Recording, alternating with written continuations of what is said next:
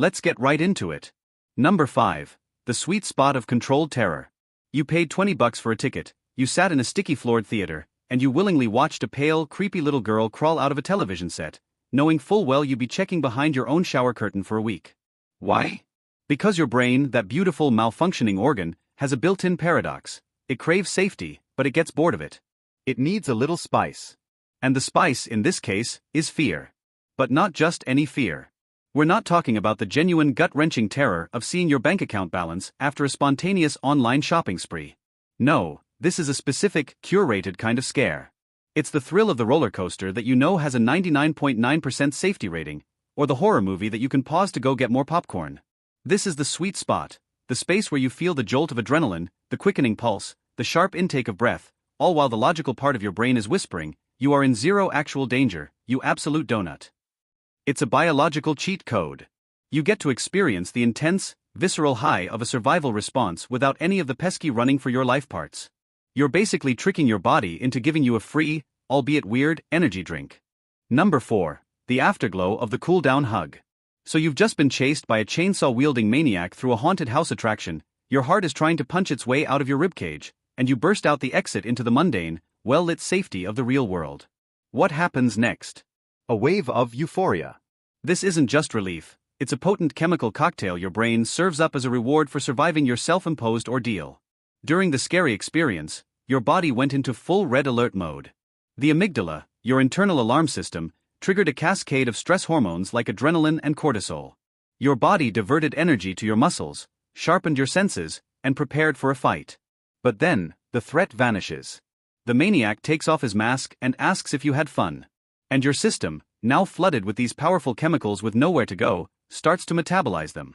As the stress hormones recede, your brain counteracts with a deluge of feel-good endorphins and dopamine. It's the neurological equivalent of a cool-down hug after a really intense workout. You survived. Your brain pats you on the back with a shot of pure pleasure, making the entire terrifying ordeal feel not just worthwhile, but actively good. The sharper the scare, the sweeter the afterglow. Number 3. The social glue of a collective scream. There is a unique primal bond formed when you and a complete stranger simultaneously shriek like startled goats because a rubber spider dropped from the ceiling. This isn't just a shared moment of panic, it's a powerful piece of social technology. From an evolutionary standpoint, facing a threat as a group was a key to survival. Sharing a frightening experience, even a fake one, triggers a deep-seated sense of camaraderie and mutual support. When your nervous system is jangling and you look over to see your friend, or even the random person next to you in the haunted house, with the same wide-eyed holy crap expression, your brain releases oxytocin. That's the so-called bonding hormone or cuddle chemical that fosters trust and connection. So, that group scream in a movie theater? It's not just noise, it's a neurochemical handshake. You're literally building trust and social cohesion by being terrified together. It's the reason ghost stories are told around campfires and not in well-lit, solitary offices. The shared vulnerability is the point. It confirms that you're not alone in your fear, and that collective sigh of relief afterwards is a powerful, unspoken affirmation of your tribe. Basically, you're paying for the privilege of doing trust falls with your entire fight-or-flight system. Number 2. The mastery of making it through. Beyond the chemical high and the social benefits, there's a profound psychological reward, the simple, smug satisfaction of having endured.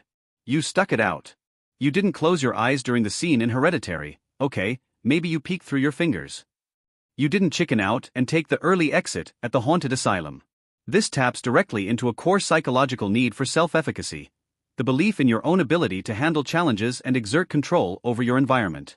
When you voluntarily subject yourself to a scary situation and you come out the other side, you've given yourself concrete proof, I can handle this. I am resilient. It's a controlled miniature version of building resilience. Every time you choose to watch a scary movie or ride the big roller coaster and survive, you're essentially giving your confidence a little workout.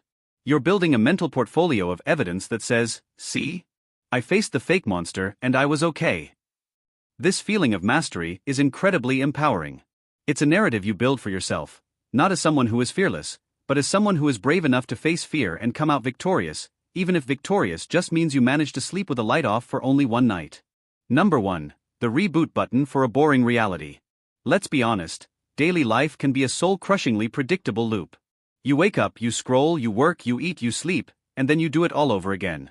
Your brain, a spectacular prediction machine, is so good at its job that the world can start to feel muted. Then, you step into a horror movie or a haunted house. Suddenly, the script is ripped up. The predictable is replaced by the unpredictable. Your brain's autopilot is forcibly shut off, and you are thrust into the vibrant, terrifying, and intensely present moment. This isn't just entertainment, it's a cognitive reset. Fear, in this safe context, acts like a defibrillator for your jaded perception. The colors seem brighter, sounds are sharper, and your own heartbeat becomes a drum in your ears. You are not thinking about that awkward thing you said 5 years ago or the email you need to send tomorrow. You are 100% in the now, focused purely on survival, even if the threat is a teenager in a mask. This state of hyper-awareness, forced upon you by a controlled dose of fear, is a form of mindfulness that would make a meditation guru jealous. It violently shakes you out of your ruminative stupor and reminds you what it feels like to be truly, vividly alive. It's the ultimate escape, not from reality, but from the numbness that often coats it. That's all for today. I'll be making similar videos in the future. Subscribe to see them.